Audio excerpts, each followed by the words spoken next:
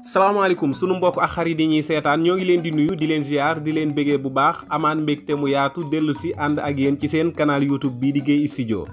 tey nag ñu fas yéenee ñëw indilaat leen benn vidéo muy vidéo boo xam ni benn paramétrage lañ leen si woon bu am solo pour ngeen gën a mën a protéger seen compte Facebook ba moytu yenn lu mel ni ñu koy pirater wala yu mel noonu. kon nag da ngeen di ànd ak ñun seetaan vidéo bi ba mu jeex incha allah bu ngeen defee paramétrage bi nii ñu leen ko waxee yàlla mën naa def ni seen compte Facebook kenn du ko mën a pirater paramétrage bi ñu leen di wan nag mi ngi tudd authentification à 2 facteurs léegi da ngeen di ànd ak ñun seetaan vidéo bi dinañu leen won nan ngeen koy activer li muy jariñ nag mooy soo ko activer même bu nit ki xamee sa mot de passe ak sa adresse. bu ko utiliser pour connecter ci sa compte Facebook pour bëggee connecter même bu defee lépp Facebook daf koy envoyer benn code secret bi nag ci sa numéro téléphone la koy envoyer comme ça bu fekkente ni opération boobu yow yaa koy def da nga koy valider mu jàll mais su fekkente ni keneen moo bëgg pirater sa compte moo xam sa mot de passe bu utiliser sa mot de passe code boobu ci yow lay ñëw comme ça même bu nit ki xamee sa mot de passe ak sa adresse du tax mu mën a am accès ci sa compte Facebook léegi kon dañuy ànd ñu won leen nan lañ koy activer léegi nag balaa loolu ma lay ñaan su fekkente ni gan nga ci chaîne bi abonné go nga abonné te nga activer cloche de notification bi bu ko defee vidéo bu ñu dugalati YouTube dina la envoyer notification bu lay xamal ni Guèye Studio dugal na vidéo bu bees bul fàttee aimer vidéo bi te partager ko ci say réseaux sociaux bu ko defee keneen mën a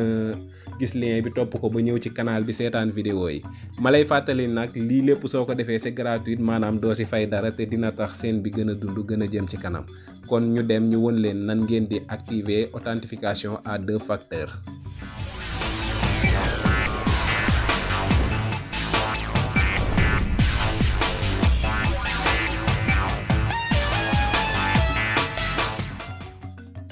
C'est très simple yaa ngi Facebook nii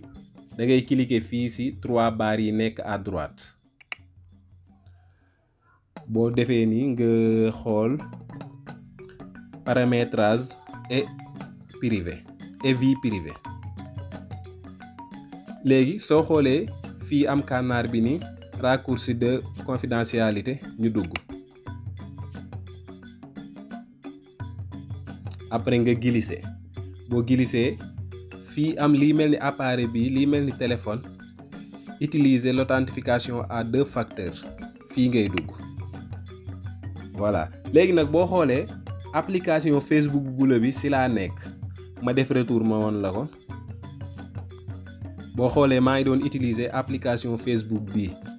am na ñoo xam ne bii la ñuy utiliser am na ñoo xam ne bu weex bi la ñuy utiliser kon nag dama lay woon même su fekkee bu weex bi ngay utiliser tamit daanaka soreewul benn la rek bu fekkee yaa ngi utiliser bu weex bi boo ci duggee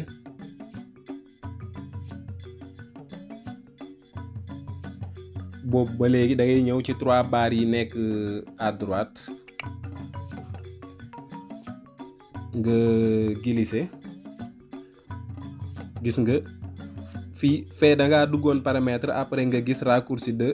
confidentialité bii nag du soxla ngay dugg paramètre bu dee Facebook bu weex bi nga yor boo glisser rek di nga gis raccourci de confidentialité nga dugg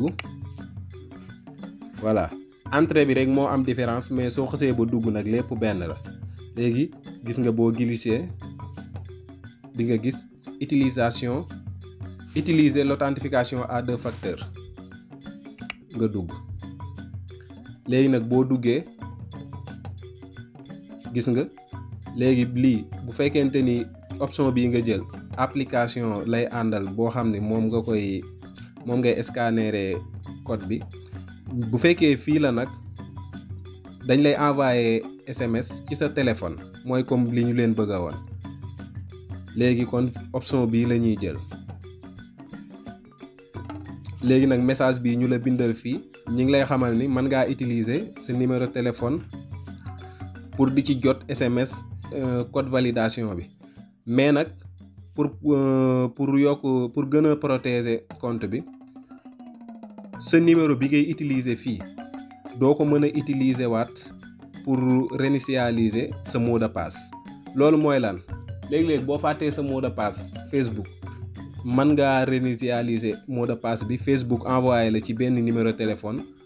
beneen code boobu bu ko defee soo ko dugalee da ngay am option changer mot de passe bi def beneen mot de passe boo xam ne xam nga ko comme que bële fàtte woon nga ko. léegi nag mu ni su fekkente ni da ngaa activer option bi numéro bi nga ci activer doo si mën a réinitialiser sa compte Facebook. léegi nag loolu pour loolu nga régler ko en général numéro bi nga tijjee sa compte lu si ëpp si lañ lay envoyer code bi wala ñu def ko email bi nga ko tijjee. léegi nag su fekkee da ngaa yor ñaari numéro mën ngaa utiliser sa beneen numéro bi pour di si jot code de validation bi bu ko defee en même temps soo demee ba soxla bëgg a réinitialiser sa mot de passe nga utiliser sa numéro bi nga tijjee Facebook bi ndax mu ñëw si moo gën a yomb. yaakaar naa comprendre nga léegi mais nag su fekkente ni tamit doo faral di réinitialiser sa mot de passe yooyu moom mën na see bañ a kii parce que loolu sax du ñëpp ñoo koy faral di def mais comme en cas nga soxla ko rek. léegi nag pour ñu jàll léegi da ngay dugg pour nga activer sa authentification à 2 facteurs nga dugg fii utiliser les textos SMS voilà. léegi boo xoolee fii nii man sama numéro bi déjà nekk na fi muy sama numéro Tigo bi. mën naa def continuer mais su ma neexee mën naa dugal tamit beneen numéro comme ça ma bàyyi bi. léegi damay utiliser beneen numéro Orange sama numéro Orange bi parce que code bi pour mu ñëw ci numéro Orange moo gën a léeg-léeg mooy gën a gaaw mu ñëw ci bu Tigo donte nag ci yëpp lay ñëw mais léegi comme que vidéo la te bëgg naa su ma defee rek code bi ñëw automatiquement mu ngeen gis ko léegi damay utiliser numéro Orange. léegi sélectionné naa beneen ni damay utiliser beneen numéro continuer voilà. léegi laaj na ma pour ma def numéro bi ma bëgg a utiliser 77 voilà. léegi numéro bi laay utiliser continuer voilà. léegi tijjil na ma benn case bu ndaw pour code biñ may envoyer bu ñëwee fii laa koy dugal gis nga code bi egsi na moo nekk nii. léegi kon damay taper code bi voilà. léegi tapé naa sama code ba pare léegi ma def continuer